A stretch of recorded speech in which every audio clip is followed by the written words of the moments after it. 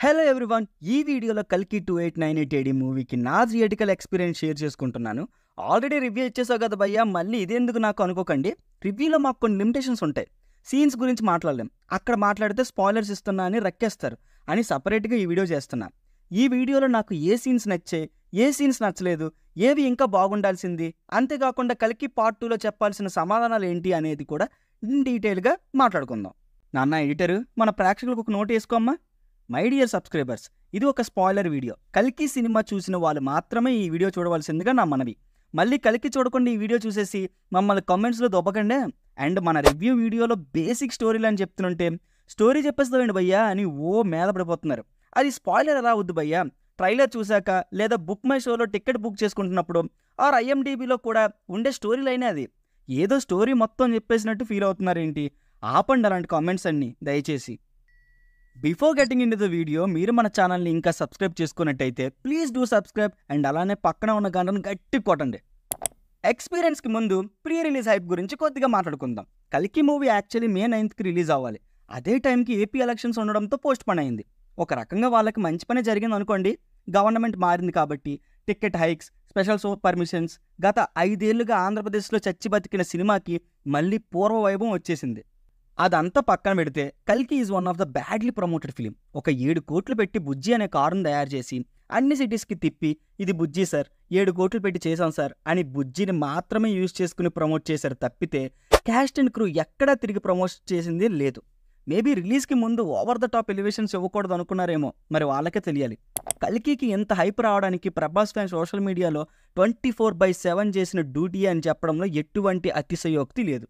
కల్కి trailer release అయ్యాక unanimous positive response తెచ్చుకుంది. బట్ మ్యూజిక్ మాత్రం ఎక్కడో కొడుతుంది సేనా అనే ఫీల్సే వచ్చాయి. ఏమో సినిమాలో గట్టిగా కొడతాడేమో అనే నమ్మకం. ఇంకా ఆ తర్వాత రిలీజ్ చేసిన సాంగ్స్ కూడా పెద్దగా ఎక్కలేదు. ఒక్కరోజు ముందు వచ్చిన కల్కి థీమ్ సాంగ్ మాత్రం బాగా ఎక్కేసింది. అన్ని సినిమాల్లో కాకుండా కల్కి సినిమాకి 4 days ముందే టికెట్స్ ఓపెన్ అయ్యాయి. ఓపెన్ అవుతున్నాయి అయిపోతున్నాయి, ఓపెన్ అవుతున్నాయి అయిపోతున్నాయి. మధ్యలో ఈ బుక్ మై షో క్రాష్ అవ్వడం ఒకటి. టికెట్లు దొరుకుతాయా లేదా అని మెంటల్ ఎక్కేసింది. సండే మండే అంతా అలా ఫోన్ పట్టుకుని బిఎంఎస్ చూస్తూ కూర్చుంటే అప్పుడు దొరికే హమ్మయ్య అనుకున్నా. అలా 2 days సోషల్ మీడియాలో హైప్ చేస్తూ గడిపేశా. ఫైనల్గా కల్కికి ఇంకా కొన్ని గంటలు మాత్రమే ఉంది. అసలే 4 AM షో. ముందు రోజే తొందరగా తినేసి పడుకొని మార్నింగ్ లేచి థియేటర్కి వెళ్ళాలి అనుకున్నా. అయ్యప్ప స్వామి సాక్షిగా చెప్తున్నా, నిద్ర పడితే ఒట్టు. ఎప్పుడు 4 అవుతుందా అని చూసి నిద్ర కూడా పట్టలే. ఒక 30 minutes ముందే లేచి స్టార్ట్ అయ్యా. అలా వెళ్ళి సీట్లో కూర్చున్నా. ఓపెన్ చేస్తే మహాభారత్ ఎపిసోడ్. అశ్వత్థామ ఉత్తర కడుపు మీదకి బ్రహ్మాస్త్రం వేయడంతో మొదలుకొని కృష్ణుడు శపించే వరకు కృష్ణుడు ఎవర్రా అని ఒక్కటే యాంగ్జైటీ. బట్ చూపించలేదు. ఆ ఎపిసోడ్ జస్ట్ కొద్ది నిమిషాలే ఉన్నా చాలా ఇంపాక్ట్ఫుల్ అండ్ ఇంట్రెస్టింగ్గా ఉన్నాయి. కృష్ణుడి వాక్ చాలా బాగుంది. అర్జున్ దాస్ బేస్ వాయిస్ బాగున్నా కొంచెం ఫాస్ట్గా చెప్పేసినట్టు అనిపించింది. బట్ ఇక్కడ ప్రాబ్లం ఏంటంటే ఆల్రెడీ మహాభారతం కొద్దిగా టచ్ ఉన్న వాళ్ళకి ఆ కొద్ది ఎపిసోడ్ చూసి అర్థం చేసుకోవడం ఈజీ. అసలు ఈ మహాభారతంలో వీటి గురించి తెలియని వాళ్ళకి అంత ఫాస్ట్గా సీన్ క్లోజ్ చేస్తే ఎక్కదేమో అనే ఫీలింగ్ అయితే వచ్చింది. మరి వాళ్ళకి ఎంతవరకు ఎక్కింది అనేది స్టిల్ ఏ క్వశ్చన్ మార్క్. కట్ చేస్తే ఎక్స్ట్రీమ్ ఫ్యూచర్. ఈ వరల్డ్లో కాశీ అనే సిటీ మాత్రమే మిగిలి ఉంటుంది. అది కాకుండా భూమి మీద ఉండే వనరులన్నీ లాగేసుకుని ఒక కాంప్లెక్స్ సిటీ. ఈ భూమి మీద నుండి ఫెర్టైల్ ఉమెన్ అందరినీ బలవంతంగా పైన ఉండే కాంప్లెక్స్ సిటీకి లాక్కుని వెళ్తారు. అక్కడ ఏం జరుగుతుందో తెలియదు. ఇంకొక సైడ్ రెబల్స్ గ్రూప్ వాళ్ళు వాళ్ళ దేవుడు కల్కి కోసం హిడెన్ సిటీ అయిన సంబాల నగరంలో ఎదురు చూస్తూ ఉంటారు. అంతటితో కాశీకి, కాంప్లెక్స్కి, సంబాలకి చిన్న ఇంట్రడక్షన్స్ అయిపోయాయి. అండ్ అవి చాలా ఎంగేజింగ్గా ఉన్నాయి with some extraordinary mind blowing visuals. మా ప్రభాస్ అన్న ఎక్కడ్రా అనుకుంటున్న టైంలో నెక్స్ట్ సీన్లో మన రెబల్ స్టార్ ప్రభాస్ దర్శనం చాలా సింపుల్ అండ్ ఫన్నీగా ఉంటుంది. బుజ్జి అండ్ భైరవ చూసిన వాళ్ళకి భైరవ ఏంటి, ఎక్కడ ఉంటాడు, ఏం చేస్తాడనే క్లారిటీ ఉంటుంది. సో ప్రభాస్ క్యారెక్టర్ సెటప్కి ఎక్కువ టైం అయితే తీసుకోలేదు. కానీ ఇంట్రో ఫైట్ ఇనిషియల్గా బాగున్నా దాన్ని 15 to 20 minutes లాగడంతో నా పేషెన్స్ని గట్టిగానే టెస్ట్ చేసింది. దాని తర్వాత వచ్చే Disha Patani character and scenes కూడా స్టార్టింగ్లో సరే కాంప్లెక్స్ వెళ్ళడానికి యూజ్ అయ్యిందిగా అనుకున్నా. అక్కడ కూడా బాగానే లాగాడు. మళ్ళీ ఈ క్యారెక్టర్ ఇంకా సినిమాలో ఎక్కడా కనబడదు. ఎందుకు పెట్టాడో నాగిమావకే తెలియాలి. సింపుల్గా ఇక్కడే ఒక 20 minutes కట్ చేయొచ్చు. దీని తర్వాత స్టోరీ మళ్ళీ కాంప్లెక్స్ షిఫ్ట్ అవుతుంది. దీపిక పదుకొనే ఎంట్రీతో ఆ కాంప్లెక్స్లో ఏం జరుగుతుంది, ఆ అమ్మాయిల్ని బంధించి తీసుకెళ్ళి అక్కడ ఏం చేస్తున్నారు, ఇదంతా చాలా నీట్గా ప్రజెంట్ చేశారు. అదిగో అప్పుడు వస్తుంది Ulaga Nayagan Kamal sir entry. Less screen time ఉన్న చాలా ఇంపాక్ట్ఫుల్గా ఉంటుంది. వణికించేశారు కాసేపు. Now the story shifts to Ashwatthama. Movie స్టార్టింగ్లో రైడర్స్ దగ్గర నుండి తప్పించుకున్న ఒక అమ్మాయి అశ్వత్థామ ఉండే చోటికి అనుకోకుండా వెళ్తుంది. తనని రైడర్స్ వెంబడిస్తూ ఉండడంతో అశ్వత్థామ తనని కాపాడుతాడు. కాపాడి తనకు మహాభారతం గురించి కొంచెం చెప్తాడు. అప్పుడే మన విజయ్ దేవరకొండ ఎంట్రీ అలా వచ్చి ఇలా ఒక 10 సెకండ్స్లో వెళ్ళిపోతుంది. లుక్స్ పరంగా కొంచెం డీసెంట్గా ఉన్న డైలాగ్స్ నార్మల్గా కాకుండా తెలంగాణ యాసలో చెప్పడంతో కొద్దిగా ఆడుగా అనిపించాయి. మళ్ళీ స్టోరీ కాంప్లెక్స్కి షిఫ్ట్ అవుతుంది. అక్కడ ఇన్ఫెర్టైల్గా ఉన్న దీపిక పడుకునే 5 months ప్రెగ్నెంట్ అని తెలుస్తుంది. ఇది అక్కడ ల్యాబ్లో వర్క్ చేస్తున్న అతనికి తెలియడం, అక్కడ ఆల్రెడీ స్పైగా ఉన్న ఒక రెబల్ తనకి హెల్ప్ చేసి దీపికని ఎస్కేప్ అయ్యేలా ప్లాన్ చేయడం, ఇవన్నీ జరుగుతుండగా ఇదే టైంలో అశ్వత్థామకి స్టార్టింగ్లో కృష్ణుడు లాగేసుకున్న మణి దొరుకుతుంది. ఇంకా ఇక్కడ నుండి ఇంటర్వ్యూల వరకు ఒక 10 minutes హై ఉంటుంది మాస్టర్. ఇంకెంతసేపు రా సెటప్ అని లాగుతావు అనే ఫీలింగ్లో ఉన్న నాకు పూనకాలు వచ్చేసాయి. అశ్వత్థామకి మణి దొరకడం, అదే టైంకి కాంప్లెక్స్లో అర్జునుడి విల్లుకి పవర్స్ రావడం, దీపిక పదుకొని నిప్పు నుండి నడుస్తుంటే వాయుదేవుడు తనకి దారిని ఇవ్వడం, అబ్బబ్బబ్బబ్బా మైండ్ బ్లోయింగ్ సీన్ రా బాబు. అరిచి అరిచి అక్కడే గొంతు పోయింది.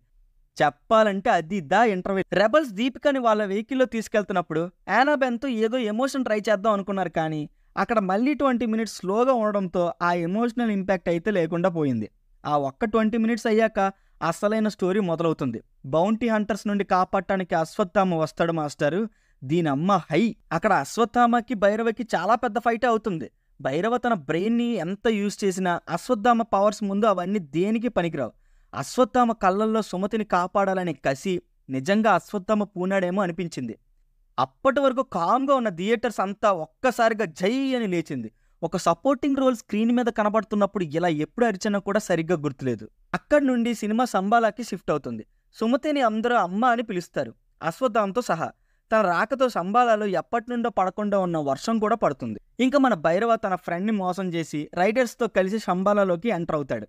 ఒక 30 minutes క్లైమాక్స్ ఎపిసోడ్ ఉంటుంది. మాటలు లేవు, మాట్లాడుకోవడా లేవు. Commander versus rebels face off, Bujji versus Ashwatthama face off, Bhairava versus Ashwatthama face off. హైతో అరిచి అరిచి గొంతు పోయింది. ఇదంతా ఒక ఎత్తు అయితే ప్రభాస్ ఎవరో కాదు కర్ణుడని చూపించే సీన్ అయితే మెంటల్ మాస్.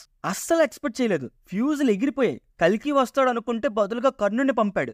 ఇంకా ఆ విజువల్స్ నా కళ్ళ ముందే తిరుగుతున్నాయి. అంతటితో సినిమా సమాప్తం. కట్ చేస్తే పోస్ట్ క్రెడిట్ సీన్స్లో దీపిక దగ్గర కలెక్ట్ చేసిన 1 drop సిరమ్ని కమల్ హాసన్ గారు ఇన్సర్ట్ చేసుకుంటారు. అప్పటి వరకు మెషిన్ హెల్ప్తో ఉన్న ఒక స్కెల్టన్ కైండ్ ఆఫ్ పర్సన్కి బల్క్ బాడీ వచ్చేస్తుంది. జస్ట్ ఒక్క డ్రాప్తోనే ఎవ్వరు టచ్ కూడా చేయలేని అర్జునుడి విల్లుని చాలా ఈజీగా లేపేస్తాడు. అలా ఒక హైతో ఎండ్ కార్డ్స్ పడతాయి. సినిమాలో హై ఫీల్ అయిన మూమెంట్సే కాదు, కొన్ని నచ్చను కూడా ఉన్నాయి. వాటి గురించి మాట్లాడతా. సినిమాలో ఆర్జీవి, దుల్కర్ సల్మాన్, రాజ్మౌళి, అందీప్ లాంటి వాళ్ళు క్యామియోస్ ఉన్నా ఆ టైంకి బాగానే థియేటర్లో అరిచినా అరే ఇవన్నీ అవసరం లేదు కదా అనే ఫీల్సే వచ్చాయి. ఆర్గానిక్గా అనిపించలేదు. అశ్వత్థామ క్యారెక్టర్కి మినహాయించి మిగతా ఏ క్యారెక్టర్ కూడా సరిగ్గా ఎమోషనల్గా కనెక్ట్ అవ్వలేదు. దీపిక పదుకొని సుమతిగా బాగా చేసినా ఆ క్యారెక్టర్కి మనం రూట్ చేయం ఎక్కడా కూడా. మిగతా క్యారెక్టర్స్ కూడా అదే జరిగింది. మరియో అనే క్యారెక్టర్ చాలా ఇంపార్టెంట్ క్యారెక్టర్, బట్ ఎక్కడ ఎమోషనల్గా కనెక్ట్ అవ్వం ఎక్కువగా. అండ్ స్టార్టింగ్లో చెప్పినట్టు ఫస్ట్ హాఫ్ కొన్ని సీన్స్ ఓవర్ డ్రాగ్ అయ్యాయి. అక్కడ ఒక 20 minutes కట్ చేసి ఉండొచ్చు. ఇప్పుడు సెకండ్ హాఫ్లో ఆన్సర్ చేయాల్సిన క్వశ్చన్స్ ఏంటి అనేది మాట్లాడుకుందాం. క్లైమాక్స్లో అవుట్ ఆఫ్ ద బాక్స్గా వచ్చిన కర్ణుడి పవర్ని నాగ్ అశ్విన్ ఎంత లాజికల్గా ముందుకు తీసుకెళ్లగలడు? భైరవ కర్ణుడి రీఇన్కార్నేషనా? అంటే జాతకం చూపించుకునేటప్పుడు సూర్యుడి కార్డు వస్తుంది. కర్ణుడి తండ్రి సూర్య భగవంతుడే కదా. ఎలాగో కర్ణుడి టాపిక్ వచ్చింది కాబట్టి నాగ్ అశ్విన్ భైరవ క్యారెక్టర్ కర్ణుడికి సిమిలర్గా ఎలా డిజైన్ చేశారో ఒకసారి చూద్దాం. ఇద్దరు అబాండెంట్ పర్సన్సే. కర్ణుడి స్టెప్ ఫాదర్ రథసారథి, ఇక్కడ భైరవని పెంచిన దుల్కర్ సల్మాన్ ఒక పైలట్. ఇద్దరికీ మేమే స్ట్రాంగ్ అని చెప్పుకునే అలవాటు ఉంటుంది. ఇద్దరు వాళ్ళ దగ్గర ఎంత ఉంటే అంత డొనేట్ చేసే మెంటాలిటీ. ఇలా చాలా డీటెయిలింగ్గా ఇచ్చారు. బట్ సెకండ్ పార్ట్లో దీన్ని ఎంతవరకు క్యారీ ఫార్వర్డ్ చేయగలరు అనేది బిగ్గెస్ట్ క్వశ్చన్. అసలు ఈ ప్రాజెక్ట్కి అంటే ఏంటి అనే క్వశ్చన్ ఇంకా వెంటాడుతూనే ఉంది. ఈ ఎక్స్పెరిమెంట్తో సుప్రీం యాస్క్ని ఏం చేద్దాం అనుకుంటున్నాడు? కల్కి పుట్టకుండా ఆపుదాం అనుకుంటున్నాడా, లేదా తనకి హ్యూమన్ ఫామ్ పొందడానికి ట్రై చేస్తున్నాడా అనేది ఒక ఇంపార్టెంట్ క్వశ్చన్. సుమతి ప్రెగ్నెంట్ అయ్యింది కరెక్టే, బట్ ఎలా అయ్యింది? ఆ సిరంలో ఏముంది? ఇదే క్వశ్చన్ సైంటిస్ట్ అడిగితే తన కన్నీటి చుక్క నోట్లో వేసి ఇదే ఉంది అంటాడు. నిజంగా టియర్ డ్రాప్సేనా లేదా ఇంకేమైనానా? And the most important question is కల్కి ఎవరు? ప్రభాసే మళ్ళీ కల్కిగా పుడితే ఆల్రెడీ కర్ణుడి ఇన్కార్నేషన్గా ప్రజెంట్ చేశారు కాబట్టి ఆడియన్స్ యాక్సెప్ట్ చేస్తారా? ప్రభాస్ కల్కి కాకపోతే ఫ్యాన్స్ యాక్సెప్ట్ చేస్తారా అనేది big task ahead for Nagi. ఇంకొక ఇంపార్టెంట్ క్వశ్చన్ ఉంది, అది నాకు పర్సనల్గా అనిపిస్తుంది. నాకెందుకో దుల్కర్ క్యారెక్టర్ పార్ట్ 1తో ఎండ్ అవ్వలేదు అనిపిస్తుంది. దుల్కర్ని కాంప్లెక్స్కి అమ్మేస్తాడు కదా, ఇప్పుడు భైరవ సుమతిని తీసుకుని కాంప్లెక్స్కి వెళ్ళాడు. వీళ్ళ ఇద్దరి మధ్య ఫేస్ ఆఫ్ ఉంటుందా? ఒక కొత్త థియరీ ఏంటంటే దుల్కర్ సల్మానే పరశురాముడు ఎందుకు అయ్యి ఉండకూడదు? ఇలా చాలా క్వశ్చన్స్ మైండ్లో అలాగే తిరుగుతున్నాయి. వాటికి నాగి ఎలా సమాధానాలు చెప్తాడు, ఆడియన్స్ని ఎలా కన్విన్స్ చేస్తాడు అనేది చూడాలి అంటే 2027 వరకు వెయిట్ చేయాలి. నా ఎక్స్పీరియన్స్, నాకు నచ్చని థింగ్స్, నాకు అనిపించిన క్వశ్చన్స్ రాశా. మీరు కూడా మీ ఒపీనియన్స్ అండ్ థియరీస్ కింద కమెంట్స్లో రాస్తే చదివి రిప్లై ఇవ్వడానికి నేను రెడీగా ఉన్నా. అండ్ గాయస్, మన ఛానల్లో సినిమా రిలేటెడ్ బోలెడ్ కంటెంట్ ఉంది, ఒకసారి చూడండి. వర్త్ అనిపిస్తే, మీకు మంచి కంటెంట్ ఇస్తున్నాం అనిపిస్తే సబ్స్క్రైబ్ చేసుకొని గంటను కొట్టి రెగ్యులర్గా ఫాలో అవడానికి ట్రై చేయండి. ఇంకేంటి మరి, నేను వెళ్ళొస్తా. మళ్ళీ నెక్స్ట్ వీడియోలో కలుద్దాం. Until then, signing off, team movies for you.